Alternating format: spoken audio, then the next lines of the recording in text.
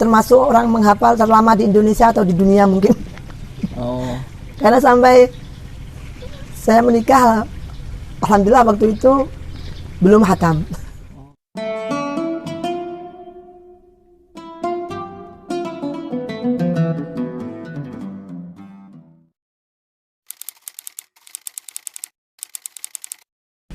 Alhamdulillah, saya dilahirkan di lingkungan orang desa, jadi masih jauh dari kehidupan yang neko-neko. Dan saya menghafal Al-Quran dari kecil, dari umur 7 tahun. Dibimbing ibu saya sendiri, yang kebetulan memang keluarga besar saya dari keluarga ibu. Alhamdulillah semuanya, terutama yang perempuan, semuanya menjadi para penghafal Al-Quran.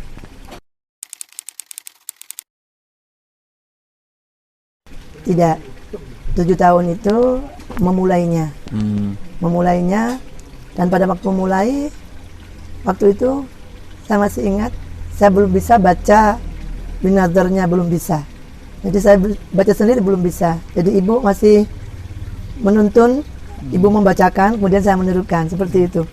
Dan sistemnya masih, karena masih suka bermain ya waktu itu, masih kecil.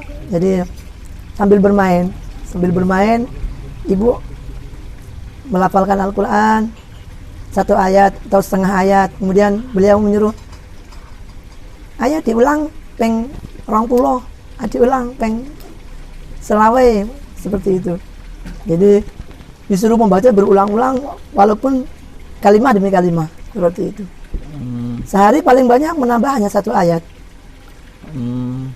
Sehingga waktu selesai SD waktu itu, saya sudah mempunyai tabungan hafalan 9 juz. Jadi saya masuk pesantren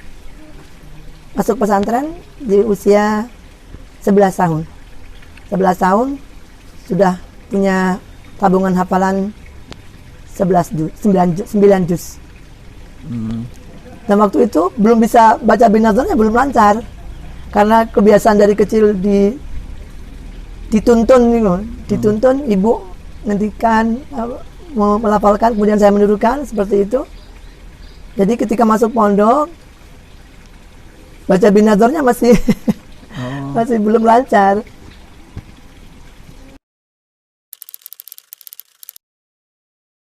Di pesantren Jepara, tepatnya di pondok pesantren Al-Islah Al-Isom yang diasuh oleh Kiai Ahsan dan Ibu Nyai Hajar Maftuhin, Geleget Mayong Jepara. Kebetulan Ibu Nyai Hajar Maftuhin itu adalah bude saya sendiri. Jadi kakaknya ibu saya yang paling sepuh.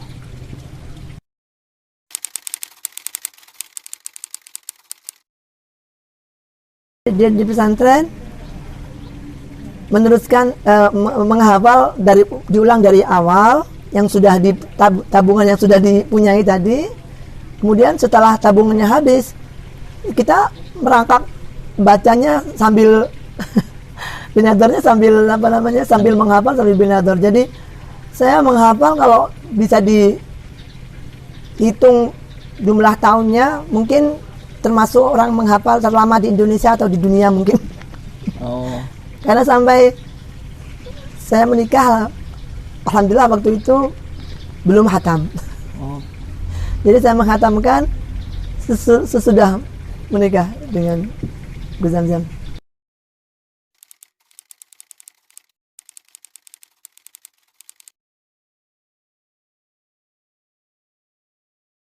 Tidak, jadi semua butuh proses.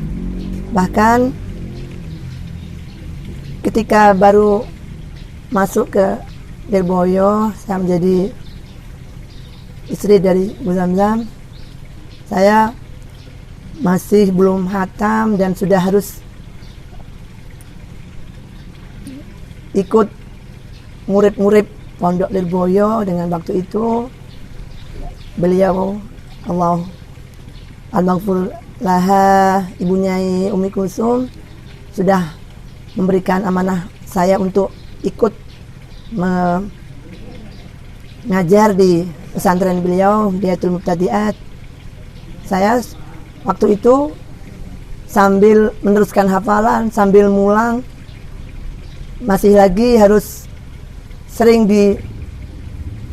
menderekkan Bunyai Kafah, Bunyai Idris untuk simaan ke sana-sana walaupun belum lancar. Akhirnya termotivasi untuk bisa seperti beliau-beliau yang sudah lancar waktu itu. Terus setelah khatam saya mendapatkan ijazah dari Ibu Nyai Zuhriyah Munawir. Waktu itu saya meneruskan hafalan di sana. Beliau memberikan ijazah supaya cepat lancar. Satu hari murojaahnya 10 juz. Dilakukan selama 1 tahun. Saya kan setelah menikah kan belum hatam. Masih 20 juz waktu itu. Meneruskan hafalan pada beliau sampai hatam. Kemudian setelah hatam, karena saya tidak bisa di sana biasa dengan ikut riyadwan. Di riyadwan itu menghatamkan Al-Quran setiap hari sampai 41 hari. Saya nggak, karena sudah punya suami, jadi nggak mampu ikut riyadwan.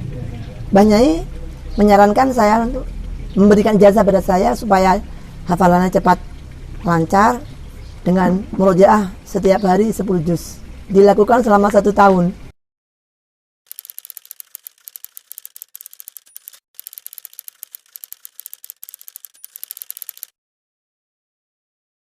Nun sewu, saya sudah mencoba sendiri. Saya mengalami sendiri bahwa saya hidup rumah tangga dari awal tidak langsung seperti sekarang, misalnya ada banyak santri, kemudian ekonomi sudah bisa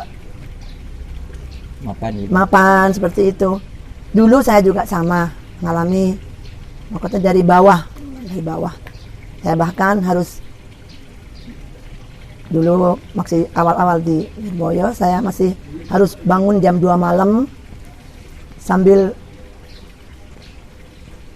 kuring-kuring jajanan, kurengan, bikin gorengan, jajan itu. Quran saya hadapkan ke tembok gini ya, sambil dibaca. Yang belum bisa tidak melihat Qurannya, saya sambil baca. Pokoknya bagaimana supaya 10 juz itu satu hari terbaca semuanya. Ya, saya bawa ke dapur, saya hadapkan ke saya, kemudian saya sambil bikin gorengan, sambil baca Quran. Karena kalau siang hari saya sibuk ngomong anak-anak. Waktu itu saya juga langsung punya anak kecil-kecil. Jadi kalau ada yang mengeluh ke saya, nggak bisa jaga hafalan karena sibuk dengan pekerjaan rumah tangga, sibuk ngurus anak. Saya sudah mengalami semuanya itu. Jadi saya sudah mengalami seperti itu. Saya setiap anak saya usia 1 tahun, saya hamil lagi.